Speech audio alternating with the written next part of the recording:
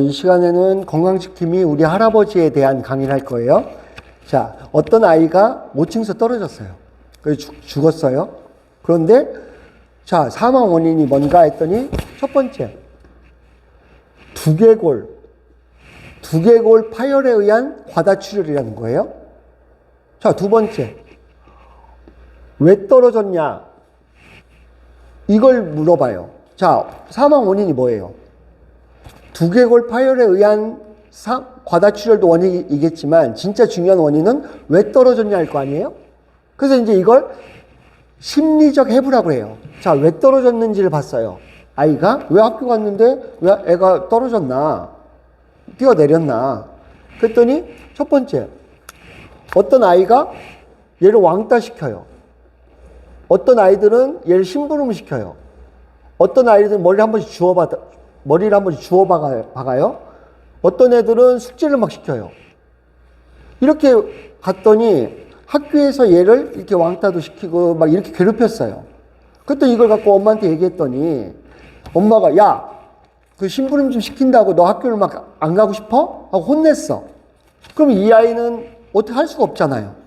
엄마도 말 안 들어줘. 가면은 이 아이가 다 괴롭혀. 근데 이거 하나하나로는 죽을 일이 아니지만 이게 모두 일어날 때는 이 아이는 죽을 수도 있잖아요. 그쵸? 그래서 이걸 심리적 해부를 해서 보니까 이런 이유 때문에 이 아이가 자살한 것 같습니다. 이렇게 판단을 했어. 자, 이제 만족스러우세요? 여러분이 아이 부모라고 하면 만족스러우세요? 사건이 해결됐습니까? 아니면 이 사건을 해결하고 싶으세요? 예방하고 싶으세요? 경찰은요, 사건을 해결하는 사람들이에요. 어떤 사건이 벌어졌을 때 해결하는 사람들. 그런데 우리 부모들은 예방하고 싶지 않아요? 우리 아이한테 그런 일이 안 벌어졌으면 좋겠잖아요. 그럼 그 예방은 누가 해요? 경찰이 해야 돼요? 아니잖아요. 그 예방은 부모들이 하고 할아버지 할머니가 해줘야 될 거 아니에요. 그럼 하나 가정을 한번 해볼까요? 이 아이의 할아버지가 심리학 박사야. 심리학 교수님이야. 그래서 아이하고 이렇게 얘기를 하다 보니까 그게 조금 이상한 부분이 있어. 그래서 그 아이를 불러서 맛있는 것도 먹고 얘기하면서 그걸 풀어가, 할아버지가. 은퇴한 교수님이어갖고. 은퇴한 심리학 교수나 상담학 박사야. 교수님이야. 그래서 얘기를 해봤더니 얘가 좀 이상해. 그래서 자꾸 이렇게 하나씩 물어봤더니 문제가 발견돼. 그래서 계속 물어봐갖고 그걸 만나서 얘기하면서 풀어가. 그래서 얘가 잘 적응하게 됐어. 자, 너무 좋지 않아요? 자, 이게 최선일 거 아니겠습니까? 이 아이가 죽었는데 왜 죽었는지 찾아내서 알게 됐어. 이거보다는 이 원인 하나하나를 먼저 찾아갖고 없애줬어야 되지 않겠냐는 거예요. 이렇게 돼야 여러분들이 원하는 것이 아니냐는 거죠. 그러면 이 예방이 왜 어렵냐는 거예요. 이 예방이 왜 어렵냐고요. 자, 훨씬 시간도 들어가죠. 예방을 할 수 있는 사람은 누구예요? 그 아이에 대해서 사랑과 관심이 있는 사람이라는 거예요.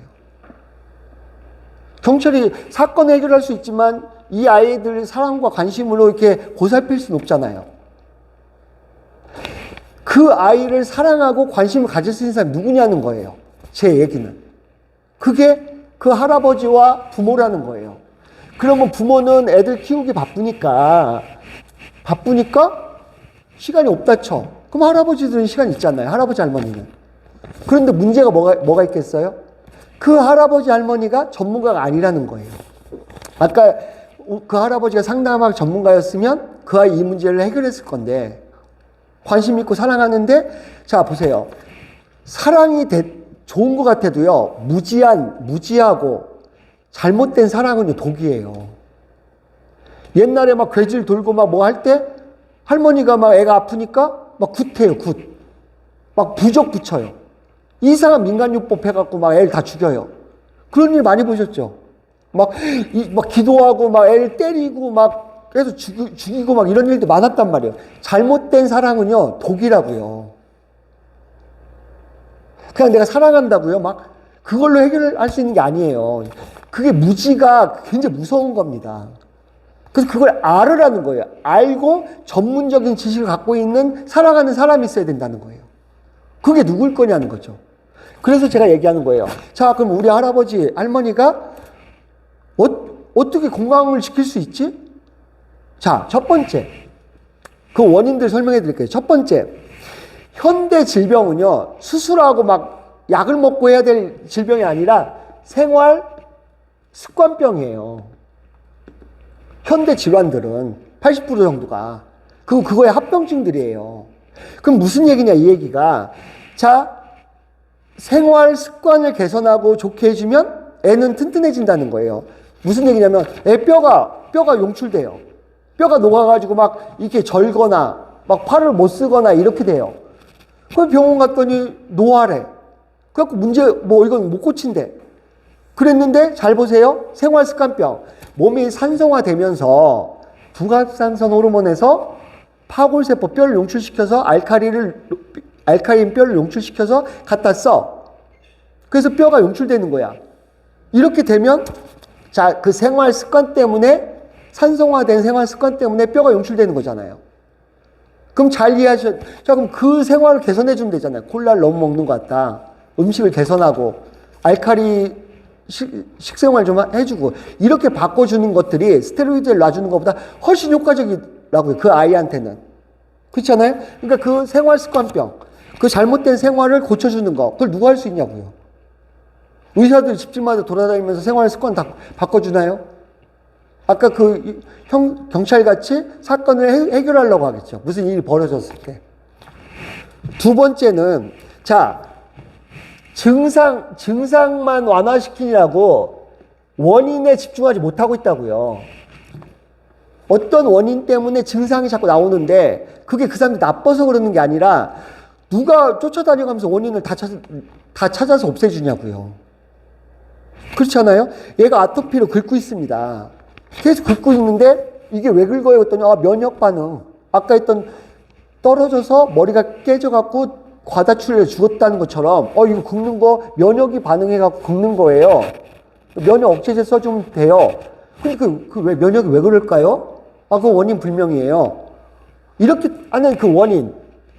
근데 이 원인을 왜 못 찾냐? 자, 긁는 건 쉽게 의사가 보고 그 면역 반응은 쉽게 알겠잖아요. 근데 얘의 생활 습관들이나 잘못된 것들 원인은 너무 많다는 거예요. 환경 호르몬일 수도 있고, 얘 잘못된 식생활일 수도 있고, 스트레스도 있고, 여러 가지가 있어요. 그러니까 얘 하나하나 쫓아다니면서 그걸 다 볼 수가 없잖아요. 그렇잖아요? 근데 할아버지는 할 수 있단 말이에요. 얘가 막 저렇게 긁으니, 저렇게 긁으면 잠도 못 자고 성장에도 문제가 되겠구나. 그때 전문가 할아버지가 가서 봤어. 얘는 생활 습관이 어떻고, 그래서 아이고 이걸 좀 개선해 줘야 되겠네. 그럼 이건 조금 네가 이렇게 좀 줄여나가라. 이렇게 해야 되는데 그 아이한테 면역 억제제를 써갖고, 면역을 억제해갖고 약을 쓰게 되면요. 자, 보세요. 앞으로는 바이러스 시대라고 했죠. 그럼 바이러스의 핵심이 뭐라고 했어요? 면역력이라고 했죠. 면역을 키워놓으질란데 억제하면 되겠냐고요. 그러니까 제 얘기는 뭐냐면 가서 원인을 제거해. 근데 그걸 아무나 할 수가 없다는 거예요. 내 사랑하는 가족들, 이런 사람, 내 지인들, 이런 사람만 할 수 있는 거라는 거죠. 그럼 여러분들이 전문가가 되는 게 쉽지 않겠냐는 거죠. 그 다음에 세 번째가, 자, 왜 이 건강 시키면 돼야 되는지 말씀드리는 거예요. 세 번째가 과다 비용이 발생되고 있다는 거예요. 합병증 때문에 엄청난 금액이 비용이 국가적으로나 개인적으로나. 자, 당뇨? 약 먹으면 그만이야. 그렇지만 이 합병증이요, 막 실명도 있고요. 괴사도 있고요. 막 캡톤산증도 있고요. 막 신장 투석도 별의별 게 다 있습니다. 모세혈관이 막히면서. 그럼 그거의 합병증에 의해서 지급되는 돈과 희생은 대단한 거예요. 그럼 이 원인이 뭐냐라고 해서 여기서부터 식이섬유가 많이 부족해. 그래서 당뇨의 다른 이름이요, 식이섬유 부족증이에요. 식이섬유만 충분히 들어가도 국가적으로 당뇨가 떨어지더라는 거예요. 30% 이상씩. 그래서 식이섬유가 네 식생활 보니까 너무 탄수화물 위주거나 단 걸 먹거나 너 스트레스가 너무 심하거나 스트레스 심하면 당연히 올라가니까요. 이렇게 해서 잡아서 야 그럼 그런 원인 때문에 여기서 끊어주자. 합병증 가기 전에. 그러면 잔소리 같잖아요. 나이 먹은 할아버지가 아니면 나의 아버님이 나한테 자꾸 얘기하는 잔소리 같잖아요. 그런데요. 아까 우리 아버님이 상담학 교수님이셨어. 그런 아버님이 우리 손자에 대해서 얘기를 해주지. 야, 너희 아이가 이렇고 이렇더라. 그래서 이렇게 좀 내가 한 번씩 일주일에 한 번씩 상담도 하고 만나서 얘기도 할 테니까 너도 좀 신경 써라. 이러면 그걸 잔소리로 봅니까? 아니잖아요. 그러니까 여기서 문제는 뭐겠어요? 이 말하는 이분이 아마추어였다는 거예요. 야, 네 애 좀 신경 좀 써라. 이렇게 쓸데없는 얘기만 잔소리만 하니까 안 듣는 거라는 거죠. 전문가의 말은 듣는다는 거죠. 그래서 제가 얘기하는 거 뭐냐면 이런 부분에 대해서 전문가가 되면 좋겠다. 그래서 여러분 1년 정도만 열심히 체계적으로 공부하시잖아요. 그럼 전문가 되세요. 그럼 전문가 되시잖아요. 그러면 그거에 대해서 해줄 게 너무 많아요. 우리 아들, 딸, 우리 손녀들, 지인들 이 아까 했던 대로 막 응급실에 실려가서 막 수술하고 할 상황 아니면 여러분들이 할 일이 더 크다는 거예요. 그러니까 막 자꾸 그냥 말을 뱉으려고만 하지 마시고 자꾸 공부하시려고 하시라는 거예요. 건강 쪽으로 자꾸 공부하세요. 이렇게 체계적으로. 그러면 여러분들은 알게 되고요. 많은 사람들에게 영향을 미칠 수가 있다는 거예요. 그러면 사실은 아까 과다 비용이 지출된다고 했죠. 이 건강 산업이 가장 큰 산업인 거예요. 자동차 산업의 25배 정도 된다고 그래요. 건강 산업이. 그럼 그 산업에 여러분들이 전문가가 되시는 거예요. 여러분들이 원하든 안 하든 그분들은 건강 때문에 많은 돈을 쓰고 있다는 거예요. 그러고도 건강을 얻냐? 그게 아니라 자꾸 질병으로 가고 있다는 거예요. 여러분한테 좋은 기회인 거죠. 그래서 사랑하는 사람의 건강과 안전을 위해서 여러분들이 한번 공부하시자는 거죠. 그래서 체계적으로 코뿔소 아카데미 밴드에는 다 무료예요. 와서 공부하세요. 누구라도 환영하니까. 그래서 공부하시면서 주변을 보살펴 주세요. 마치겠습니다.